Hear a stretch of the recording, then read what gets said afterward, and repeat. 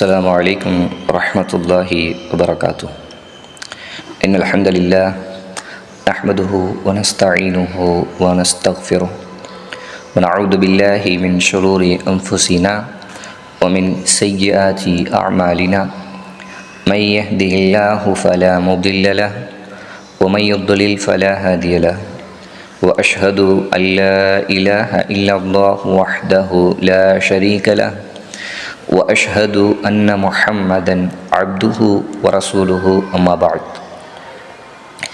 அன்பார்ந்த சகோதரிகளே, அல்லாஹு தஆலா இந்த இடத்தில் நம்மை ஒன்று சேர்த்தது போல் நாளை மறுமையில் சொர்க்கத்தில் உயர்ந்த சொர்க்கமான ஜன்னத்துல் ஃபிர்தௌஸ் என்ற சொர்க்கத்தில் என்னையும் என்னுடைய குடும்பத்தார்களையும் உங்களையும் உங்களுடைய குடும்பத்தார்களையும் ஒன்று சேர்ப்பானாக என துஆ செய்தவனாக எனது இந்த வகுப்பை ஆரம்பம் செய்கின்றேன். தஃப்சீரு சூரத்துல் கஹஃப், சூரத்துல் கஹஃபுடைய விளக்கங்கள் என்கின்ற அடிப்படையில் இந்த வகுப்பை நாம் தொடங்கி இருக்கின்றோம். சென்ற வகுப்பில் அந்த சூரா சம்பந்தமான ஒரு மேலோட்டமான ஒரு சில செய்திகளையும் அந்த சூரா தொடர்பாக வந்திருக்கக்கூடிய ஒரு சில சிறப்புகள் சம்பந்தமாக நாம் பார்த்திருந்தோம். அதேபோல் சென்ற வகுப்பில் எந்தெந்த புத்தகங்களில் இருந்து நம்ம ரெஃபர் பண்ணுறோம் என்று சொல்லும்போது தெரியாமல் தஃப்சீர் அல் குர்துபி என்று சொல்வதற்கு பதிலாக தாரகுத்னி என்று சொல்லப்பட்டது. தாரகுத்னி ஹதீஸ் கிதாப், தாரகுத்னி ஹதீஸ் கிதாபு.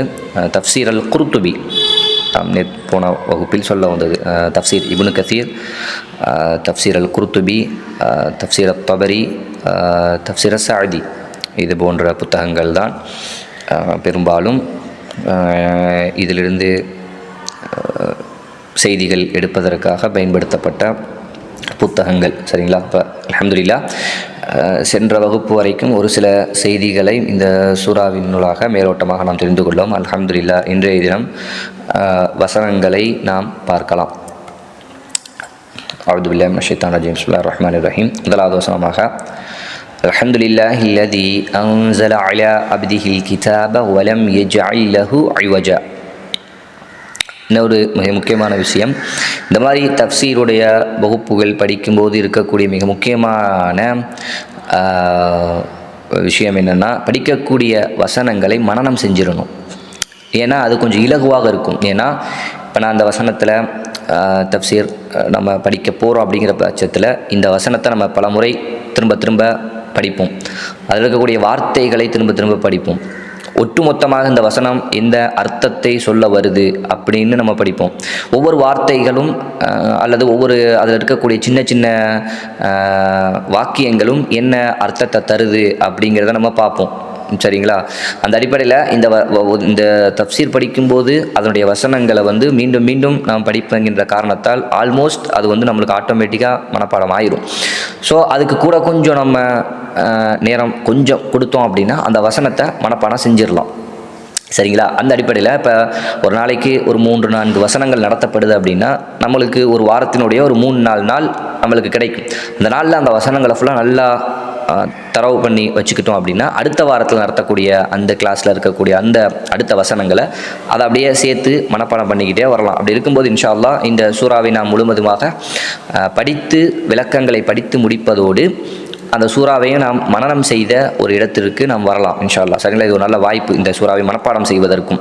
அதே நேரத்தில் வெள்ளிக்கிழமைகளில் நாம் ஓதக்கூடிய ஒரு சூறாவாக இருப்பதன் காரணத்தால் நம்ம மனப்பாடம் செய்ததற்கு பிறகும் அதை மீண்டும் மீண்டும் வார வாரம் தௌர் செய்வதற்கான மீண்டும் மீட்டிக்கொள்வதற்கான வாய்ப்பு இருப்பதால் மறக்கக்கூடிய அந்த சாத்தியக்கூறுகளும் குறைவாக இருக்கும். சரிங்களா? அந்த அடிப்படையில் இந்த சூறாவை நாம் ஒவ்வொரு வசனத்தையும் அதனுடைய விளக்கத்தை படித்து வரும்போது அந்த வசனங்களையும் மனப்பாடம் செய்ய முயற்சி செய்வது மிக சிறந்ததாக இருக்கும் இன்ஷா அல்லாஹ். இப்போ முதலாவது வசனம் அல்ஹம்துலில்லாஹி அல்லதி அன்ஸல அலா அப்திஹில் கிதாப வலம் யஜ்அல் லஹு இவஜா.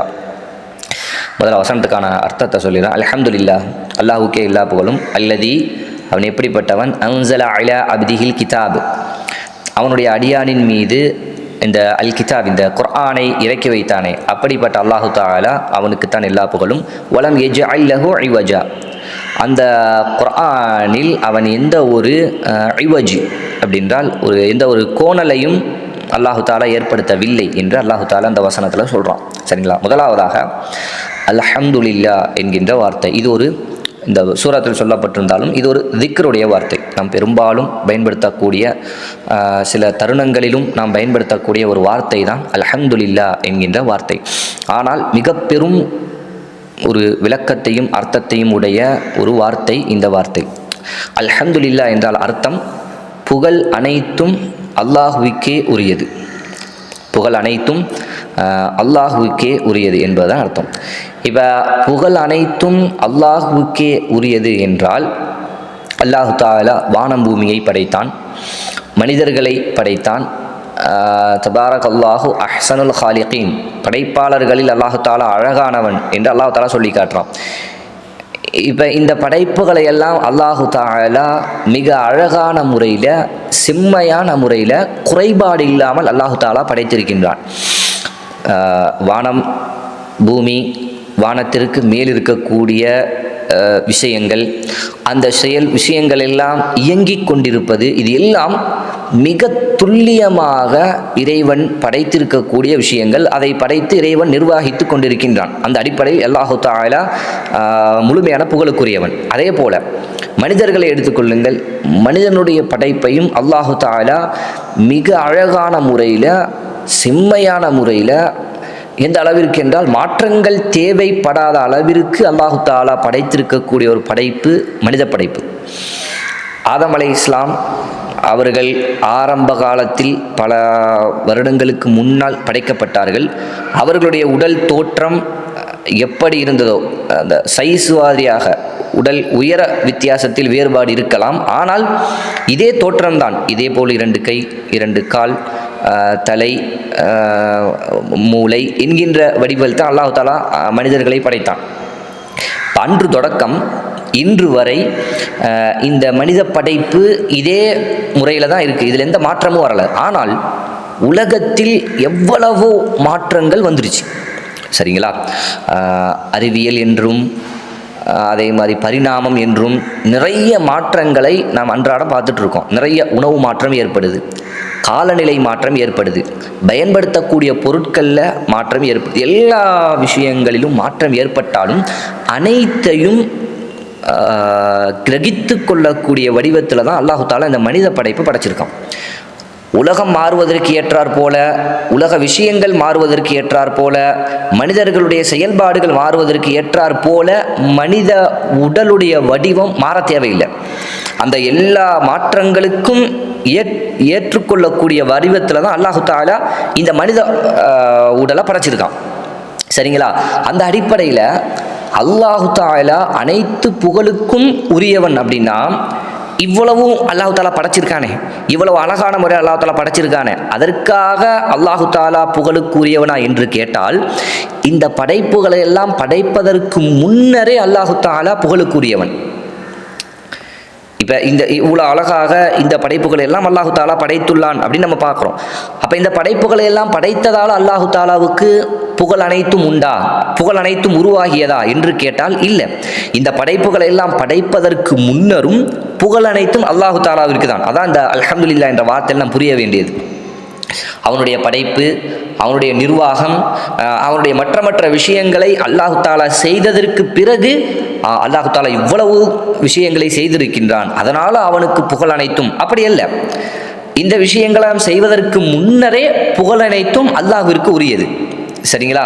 அதனால தான் சொல்லுவாங்க, அல்லாஹு தஆலா படைத்ததால் அவன் படைப்பாளன் கிடையாது. படைப்பதற்கு முன்னரே அவன் படைப்பாளன் தான். படைப்பாளன் தான் படைத்தான், படைத்ததால் அவன் படைப்பாளன் அல்ல. சரிங்களா? அல்லாஹு தஆலா படைப்பாளன், அல் ஹாலிக், அல் ஹல்லாக், அவன் படைப்பவன். படைப்பவன் தான் படைப்புகளை படைத்தான். பூமியை படைத்தான், சூரியன் சந்திரனை படைத்தான், மனிதர்களை படைத்தான். அல்லாஹ் அல்லாத மற்ற அனைத்து படைப்புகளையும் அல்லாஹ் தஆலா படைத்தான். படைப்பாளன் படைத்தான். படைத்ததால் சூரியனை, சந்திரனை, வானம், பூமியை, இதையெல்லாம் படைத்ததால் இறைவனுக்கு படைப்பாளன் என்ற பெயர் அல்ல. இதெல்லாம் படைப்பதற்கு முன்னரே இறைவனுக்கு படைப்பாளன் என்ற பெயர் உண்டு. அல் ஹாலிக், அல் ஹல்லாக் என்று அல்லாஹு தாலா சொல்லக்கூடிய அந்த பெயர் அல்லாஹ்விற்கு படைப்புகளை எல்லாம் படைப்பதற்கு முன்னரே அல்லாஹு தாலா மட்டும் இருப்பான். அவனை அன்றி வேற எந்த படைப்பும் இருக்காது ஆரம்பத்தில். அப்படி இருக்கும் போதே அல்லாஹு தாலா படைப்பாளன் தான், அல் ஹாலிக் தான், அல் ஹல்லாக் தான். அதே போல எதையும் படைப்பதற்கு, எந்த விஷயத்தையும் செய்வதற்கு முன்னரே அல்ஹம்துலில்லாஹ், புகழ் அனைத்தும் அல்லாஹ்விற்குத்தான். விஷயங்களை எல்லாம் படைத்து நிர்வகித்து செயல்பாடுகள் எல்லாம் செய்ததற்காக அல்லாஹ்விற்கு புகழ் கிடையாது. மனிதர்களுக்கு தான் நாம் அப்படி சொல்லுவோம். ஒரு விஷயத்தை செஞ்சார் அப்படின்னா இந்த விஷயத்தை செஞ்சதற்காக இவருக்கு புகழ் உண்டு என்று, செய்ததற்கு பிறகு அந்த செயலை அந்த நபரோடு தொடர்பு படுத்தி புகழ் உண்டு என்று சொல்வது மனிதர்களுக்கு. அல்லாஹ்விற்கு அந்த செயல்களை எல்லாம் செய்வதற்கு முன்னரே முழுமையான புகழ் உண்டு. சரிங்களா? அதே மாதிரி எல்லா புகழும் அல்லாஹ்விற்குத்தான். அப்படின்னா இந்த உலகத்தில் நடக்கக்கூடிய எதுவாக இருந்தாலும் அதனுடைய புகழ் அல்லாஹ்விற்குத்தான். எந்த அளவிற்கு என்றால், மனிதர்கள் செய்யக்கூடிய புகழுக்கு தொடர்புடைய செயல்பாடுகளாக இருந்தாலும் அதனுடைய புகழ் முழுமையாக அல்லாஹ்விற்குத்தான். அப்படின்னா இப்போ நாம் செய்யக்கூடிய ஒரு விஷயம், ஒரு புகழத்தக்க ஒரு சிறப்பான ஒரு அழகான விஷயத்தை நம்ம செய்கிறோன்னு வைங்களேன், அதற்கான முழு புகழும் அல்லாஹ்விற்கு உரியது. மனிதனுக்கு எந்த விதத்திலும் அந்த புகழில் பங்கு கொள்வதற்கு இடம் கிடையாது. அதனால தான் அல்ஹம்துலில்லாஹ் நம்ம சொல்கிறோம். உதாரணமாக இப்போ ஒரு மனிதர் ஒரு ஏழைக்கு ஒரு உணவு அளிக்கிறார். ஒரு வேளை உணவு ஒரு ஏழைக்கு வழங்கப்படுது. இப்போ இது ஒரு புகழுக்கு தகுந்த ஒரு விஷயம்தான். ஒரு ஏழைக்கு உணவளிப்பது என்பது ஒரு நல்ல விஷயம், ஒரு புகழுக்கு தகுந்த விஷயம். இந்த விஷயத்துக்கு அந்த படைப்பாளர் புகழுக்குரிய இடத்துக்கு வருவாரா அப்படின்னு கேட்டால் ஒரு முஃமின் அந்த சிந்தனைக்கு வரவே மாட்டான். அவனுடைய எண்ணம் என்னன்னா, ஒரு ஏழைக்கு உணவளிச்சாச்சு. இதுவே மற்ற மதத்தில் உள்ளவர்கள் இந்த மாதிரி ஒரு நல்ல செயல் செய்தான்னா அவர்களை ஒரு புகழக்கூடிய இடத்துல, அவர்களை ஒரு மெச்சக்கூடிய இடத்துல, அந்த செயலை செய்தவர் தான் ஒரு ஏதோ ஒரு பெரிய நல்ல செயல் செய்துட்ட மாதிரி தான் புகழுக்குரியவர் மாதிரியான ஒரு சிந்தனைக்கு வந்துடுவார். ஆனால் ஒரு முஃமின் இப்படி ஒரு நல்ல செயலை செய்தாலும் அவனுடைய சிந்தனை என்னவாக இருக்கும்னா, நான் இதை செஞ்சிருக்கேன், அல்லாஹு தாலா இதை என்னிடத்திலிருந்து ஏற்றுக்கொள்வானா என்ற ஒரு பயம் வரும். ஒரு சரியான முஃமினுக்கு அல்லாஹு தாலா இதை என்னிடத்தில் அங்கீகரித்து இந்த அமலுக்கான கூலியை அல்லாஹு தாலா எனக்கு தருவானா என்ற பயம் வரும். அதே போல இப்படி ஒரு அமலை எனக்கு செய்ய வாய்ப்பு தந்ததற்கு அல்லாஹு தாலாவுக்கு நன்றி செலுத்துவான். பாருங்க, அவருடைய பொருளாதாரம், அவர் ஒரு காசு சம்பாதிச்சு அந்த காசுல சாப்பாடு வாங்கி ஒரு ஏழைக்கு கொடுக்குறாரு. ஆனால் அந்த முஃமினுக்கு இருக்கக்கூடிய சிந்தனை என்ன? இந்த வாய்ப்பை எனக்கு தந்த அல்லாஹ்விற்கு புகழ் அப்படிங்கிற சிந்தனை தான் அவருக்கு இருக்கும். ஏன்னா இப்போ ஒருத்தர் ஒரு ஏழைக்கு ஒரு உணவு வாங்கி கொடுக்குறாரு அப்படின்னா, இவரை பொருளாதாரம் உடையவராகவும் அந்த உணவை வாங்கக்கூடியவரை ஏழையாகவும் ஆக்கியது முதலாவதாக அல்லாஹு தஆலா. இதில் இவருக்கு எந்த பங்கும் கிடையாது. நிறைய வசனங்கள் இந்த செய்தியை நம்ம பார்க்கலாம். இவர் ஒரு ஏழைக்கு உணவு அளிக்கிறார் அப்படின்னா இந்த மனிதருக்கு பொருளாதாரத்தையும் அந்த மனிதர் அந்த உதவியை பெறக்கூடிய வடிவத்தில் ஆக்கியது அல்லாஹு தஆலா, முதல் விஷயம். ரெண்டாவது, இந்த மாதிரி தேவையுள்ள ஒரு மனிதரை கண் முன்னாடி கொண்டு வந்து காட்டினது அல்லாஹு தஆலா. அவன்தான் இப்படி ஒரு ஆளுக்கு உணவு தேவை இருக்கு என்கின்ற அவரை நம் கண் முன்னாடி கொண்டு வந்து காட்டியிருக்கணும். அல்லது நமக்கு இந்த மாதிரி ஒரு ஆள் தேவை இருக்கிறார் என்பது எதன் மூலமாகவாவது தெரிய வந்திருக்கும். இதை செய்தது நமக்கு அல்லாஹு தஆலா. மூன்றாவது, சரி பொருளாதாரம் இருக்கு, தேவையுடைய ஒரு ஆளையும் பார்த்துட்டோம், அல்லாஹ்வுடைய பாதையில் செலவழிக்கிறதுக்கு ஒரு மனசு வரணுமே, எடுத்து கொடுக்கிறதுக்கு ஒரு மனசு வரணுமே. இந்த மனதை தந்ததும் அல்லாஹு தஆலா, அந்த ஆசையை தந்ததும் அல்லாஹு தஆலா. இது மூணாவது. சரி, நாலாவது, பொருளாதாரமும் இருக்கு, ஒரு ஏழையும் பார்த்தாச்சு, அதுக்கு முன்னாடி வரைக்கும் கொடுக்கக்கூடிய ஆசையும் இருந்தது.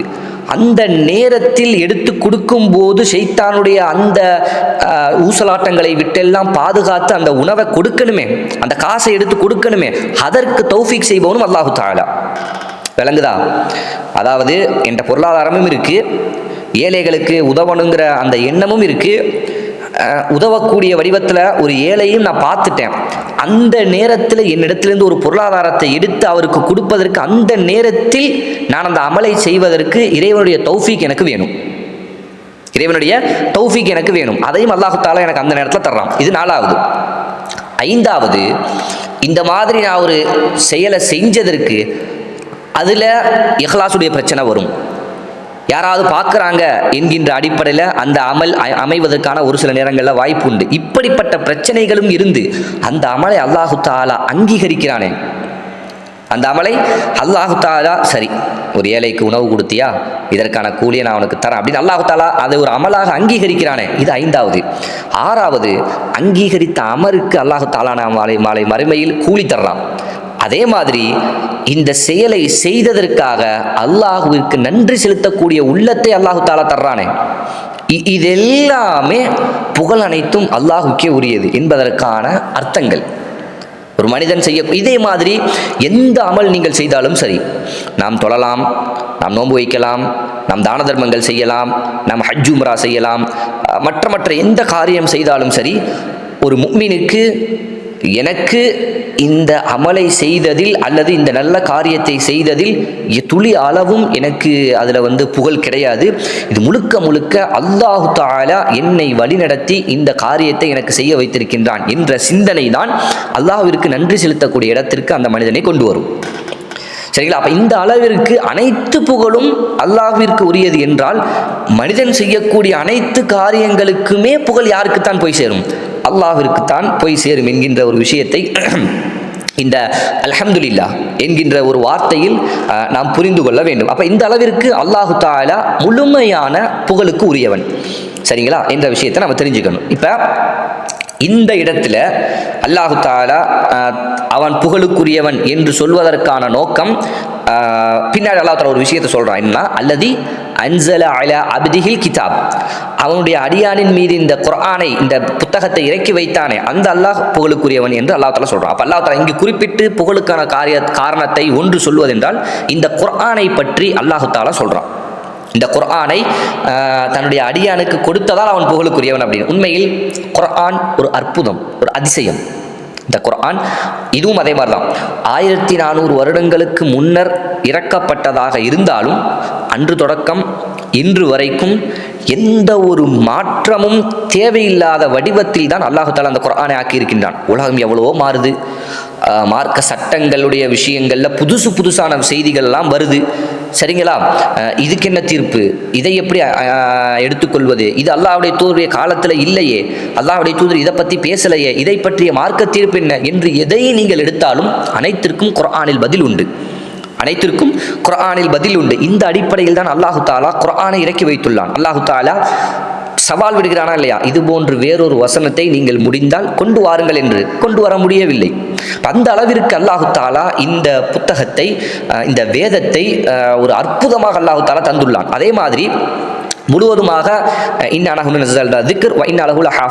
நாமே இந்த குர்ஆனை இறக்கி வைத்தோம், நாமே பாதுகாப்போம் என்று அல்லாஹு தஆலாவுடைய வாக்குறுதி பெற்ற ஒரு புத்தகம்.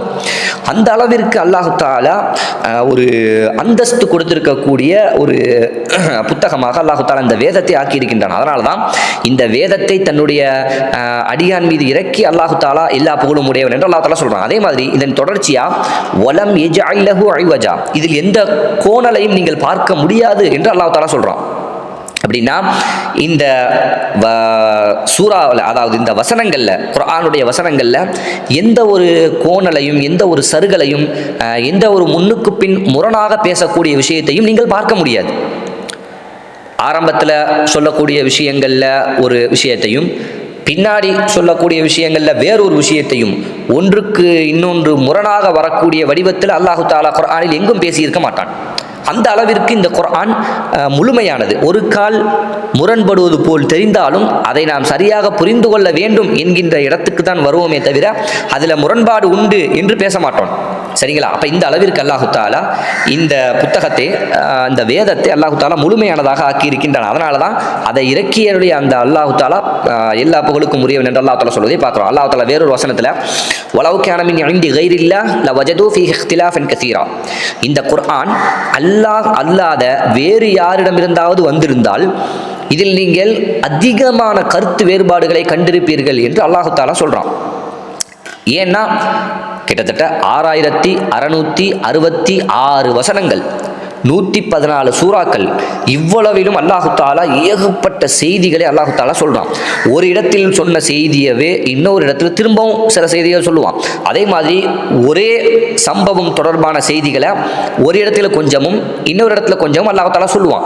ஒரே சட்டதிட்டம் தொடர்பான செய்திகளை ஆரம்பத்தில் கொஞ்சமும் கடைசியில் கொஞ்சமும் அல்லாஹு தாலா பேசுவான். இதில் எங்கும் நாம் முரண்பாடுகளை பார்க்க முடியாது.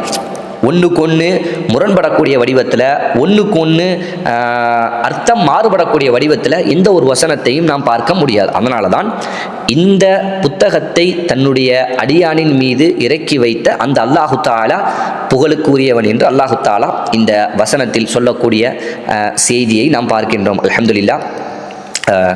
இந்த சூராவினுடைய முதல் வசனத்தை இன்ஷா அல்லாஹ் அந்த வகுப்பில் நாம் அல்ஹம்துலில்லாஹ் படித்து முடிக்கின்றோம். இன்ஷா அல்லாஹ் வரக்கூடிய நாட்களில் மீதம் இருக்கக்கூடிய விஷயங்களையும் படித்து முடிப்பதற்கு அல்லாஹு தஆலா நம் அனைவருக்கும் தௌஃபீக் செய்வானாக. வ ஆகிரு தஅவானா அல்ஹம்துலில்லாஹி ரப்பில் ஆலமீன். அஸ்ஸலாமு அலைக்கும் வரஹ்மத்துல்லாஹி வபரகாத்துஹு.